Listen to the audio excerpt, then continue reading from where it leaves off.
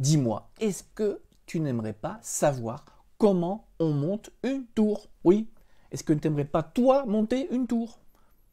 Franchement, c'est pas compliqué. Si moi j'y arrive, tout le monde peut y arriver. Alors je veux te dire, alors vraiment tout le monde.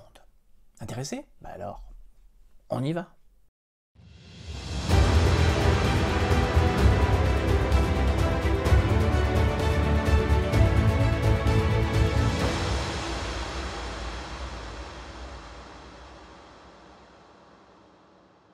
Bonjour à toutes et à tous, bienvenue dans une nouvelle vidéo de votre chaîne SOS PC. Alors je suis particulièrement content car je vais pouvoir faire quelque chose que je voulais faire depuis des années, c'est-à-dire vous proposer une série de vidéos, alors je ne sais pas encore exactement combien il y en aura, une série de petites vidéos qui vont vous montrer comment on assemble une tour de A à Z. Alors, jusqu'ici, je n'ai pas pu le faire pour une bonne et simple raison, c'est qu'à chaque fois que j'ai eu une tour à monter, soit c'était urgent pour moi ou pour mon entourage, et donc j'ai préféré vite la monter pour vite la livrer. Et là, je vais pouvoir prendre le temps, parce que ma tour principale n'étant pas en panne, la tour que je vais monter pour mon usage, qui va me permettre de monter les futures vidéos de cette chaîne, je vais pouvoir la monter tranquillement. Alors je sais pas, ça prendra peut-être une semaine ou 2 semaines le montage, vu que je vais filmer chacune des étapes. J'espère que ça vous intéressera. Alors, je dois avouer que c'est beaucoup plus compliqué que ce que je pensais, car j'ai été obligé de filmer avec 2 webcams. Un coup, c'est l'éclairage qui n'allait pas, un coup, c'était le cadrage qui n'allait pas. Enfin, je peux vous dire, sans exagérer, que d'ores et déjà, j'ai commencé le tournage, je suis déjà à plusieurs dizaines de prises, beaucoup de prises que je n'ai pas gardées. Donc, je fais au mieux pour que ce soit divertissant, agréable à regarder, que ce soit intéressant à regarder, même si on ne compte pas soi-même monter une tour. Mais ce que je voulais surtout vous montrer, c'est que je ne suis pas comment dirais-je, plus compétent qu'un autre pour monter une tour. J'ai accumulé quelques connaissances, mais franchement, on ne peut pas dire que je sois très adroit de mes mains, comme je dis souvent en plaisantant. Donc si j'arrive à assembler une tour, vous pouvez le faire vous. Et l'intérêt d'assembler une tour, c'est pas seulement économique, parce qu'en assemblant une tour, vous choisissez vos composants au prix que vous voulez. L'intérêt, c'est que vous allez pouvoir choisir chacun des maillons et être sûr d'avoir un ensemble homogène.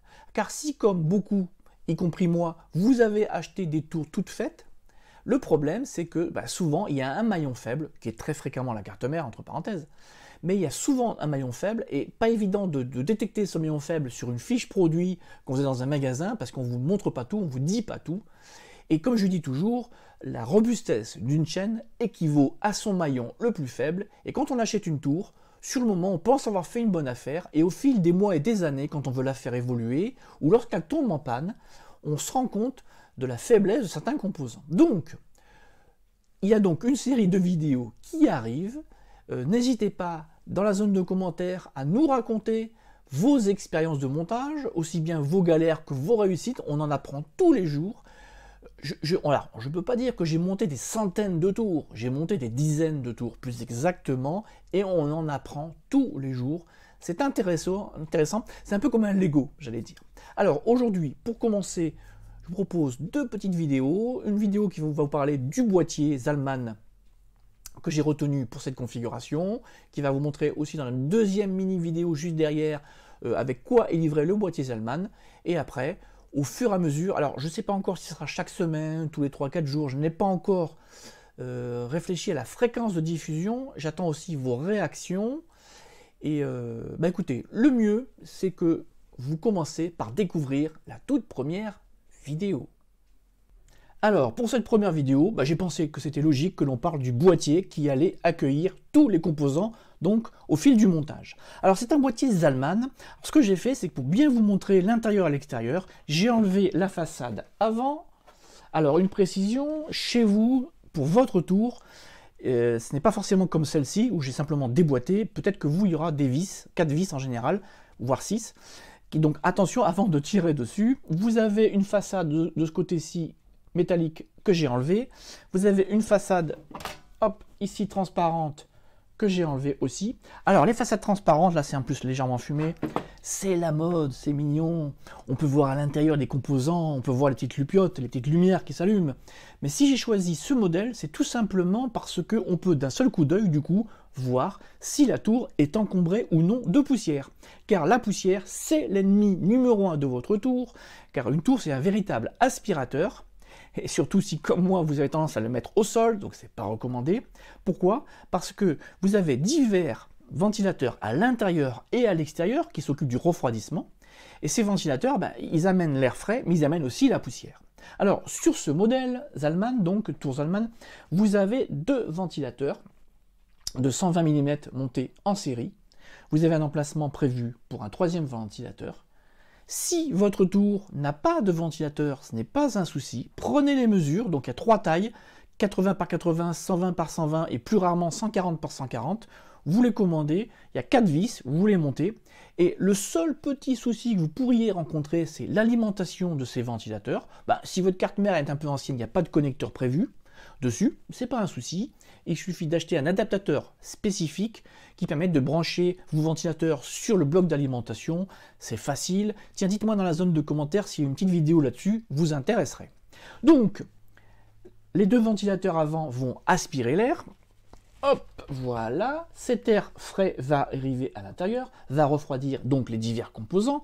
Mais cet air frais, une fois qu'il va monter en température, il va aussi monter physiquement, ce qui fait que, hop,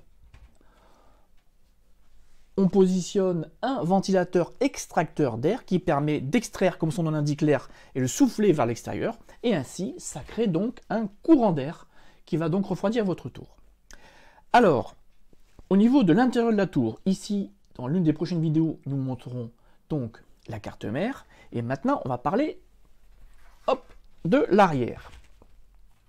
Alors, au niveau de l'arrière, vous avez ici un emplacement où on mettra le bloc d'alimentation. Et ici, alors je ne sais pas si on verra bien, ici vous avez un emplacement pour mettre le disque dur, donc 2 pouces et demi, ou au-dessus un disque dur 2 pouces et demi ou 3 pouces et demi. Voilà, vous avez donc deux emplacements. Alors, une précision qui a son importance, cette cage, j'allais dire, le stockage de disque dur, on la démonte via les deux vis qui sont ici. Et j'en vous profite pour vous parler de ce petit filtre très pratique qui va donc filtrer l'air qui alimente votre alimentation. Alors je le dis parce qu'en général, quand on nettoie les tours, on nettoie à l'avant, on nettoie à l'intérieur, et on ne pense pas à la retourner, et on a souvent des surprises, comme j'en ai eu d'ailleurs une récemment, quand j'ai démonté et nettoyé ma tour principale. Donc, à l'arrière, je vous ai parlé des divers emplacements. Alors ce que je trouve chouette, c'est que le fabricant a prévu un emplacement ici. Donc là aussi, il y a une visserie, vous pouvez le démonter et le remettre. Et sur cet emplacement, vous pouvez monter un petit disque dur 2 pouces et demi, alors SSD, parce qu'un disque traditionnel serait trop épais, un SSD, vous pouvez le monter ici, discret, du coup je vais l'utiliser, je monterai donc un disque dur lors d'une prochaine vidéo, et donc c'est discret, on ferme le panneau, ça prend pas de place, c'est super. Pour parler de l'avant, alors vous avez un bouton marche arrêt, un bouton de redémarrage reset, vous avez un témoin de fonctionnement du disque dur, un témoin de tension, de mise sous tension donc de la tour, une prise micro, une prise casque, deux prises USB 2, une prise USB 3. Alors sur le dessus, vous avez une grille qui permet d'accueillir un petit filtre à poussière qu'on peut facilement enlever. Alors vous voyez, il est aimanté. Alors ça permet d'aérer la tour, mais ça permet aussi à l'origine de monter un kit de water cooling, donc des refroidissements à eau. Mais bon, s'il n'y a pas de kit water cooling, ouais, ça sert d'aération. Alors, maintenant que nous avons vu tout ça, on va brièvement parler du câblage. Alors, là, je vais survoler, ça sera détaillé dans l'une des prochaines vidéos, mais vous avez donc divers câbles. Alors, il ne faut pas vous inquiéter s'il y en a beaucoup. Alors ici, je ne sais pas si on voit bien, voilà. En fait, vous avez 3 connecteurs. C'est les 3 connecteurs pour les 3 ventilateurs, tout simplement, qui se brancheront sur le bloc d'alimentation. Ici, vous avez un gros connecteur bleu. Alors, j'insiste sur la couleur bleue. Bleu, c'est USB 3. Donc, c'est pour alimenter l'USB 3 en façade. Vous avez un connecteur qui est appelé, je ne sais pas si on verra bien, USB. C'est pour alimenter les deux USB 2 en façade. Et enfin, un connecteur HD audio qui va alimenter la prise casque et la prise micro. Vous avez aussi, alors, ça sera un peu moins facile pour vous montrer.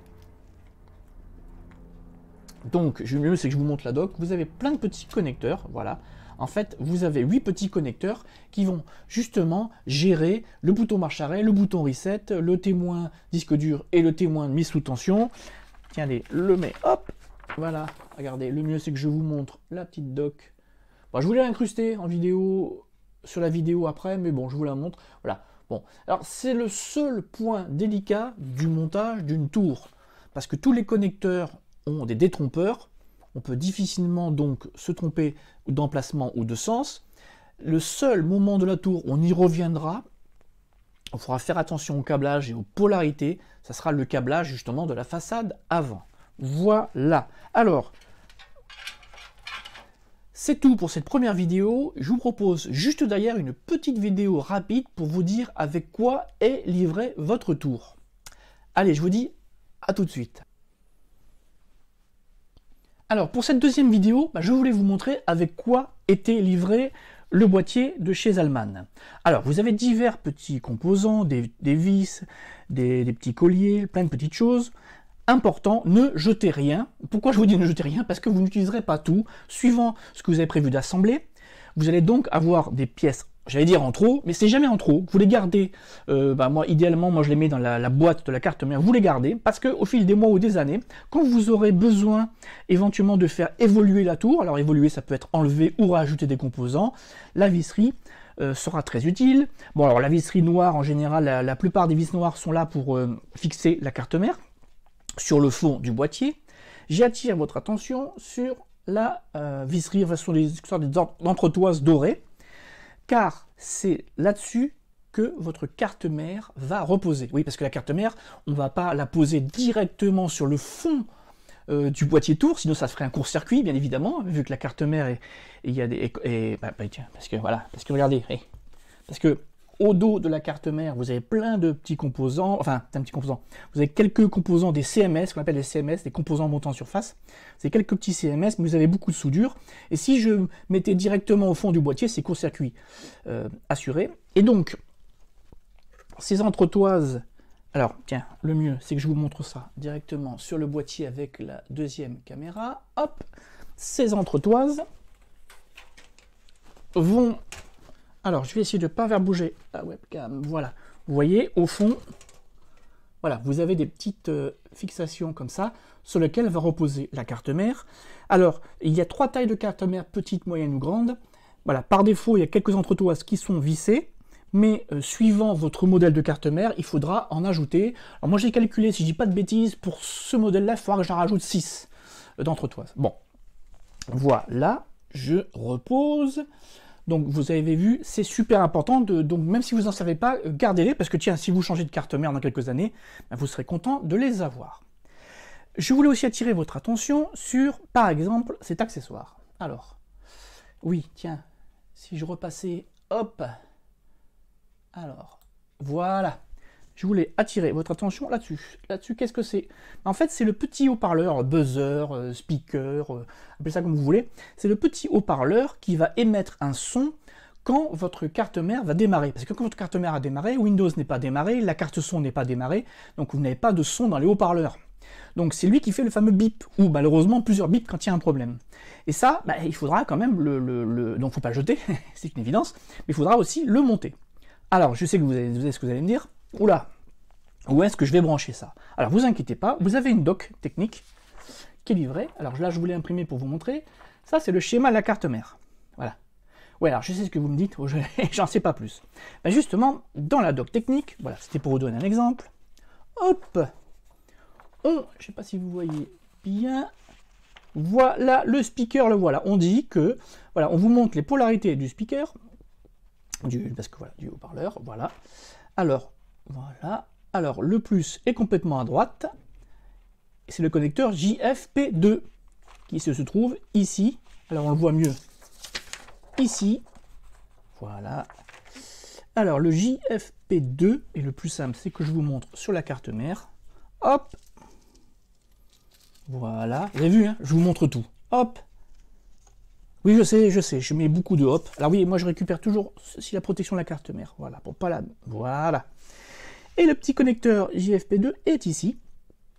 Voilà. Et donc, si je regarde bien, que je dis pas de bêtises, alors c'est pas grave, hein, si vous inversez, le son sera pas terrible, mais ce n'est pas grave si vous inversez les polarités, là. Alors, le plus est à droite, alors le plus c'est toujours le fil rouge, et voilà. Et voilà, vous voyez. Alors vous voyez, je vous le dis, parce que on peut s'en faire tout un monde. Voilà, une fois que c'est branché, votre carte mère pourra émettre un son. Et je vais vous dire, c'est précieux quand on assemble un ordinateur, parce que s'il y a un petit problème, ben les fameux bips vont nous aider à savoir ce qui ne va pas, ce qu'on aurait éventuellement mal branché. Voilà, bon, c'était un petit tour rapide pour vous montrer ce qui était donc contenu dans l'emballage. Allez, bon, ben, je vous dis à très bientôt pour la 3e vidéo.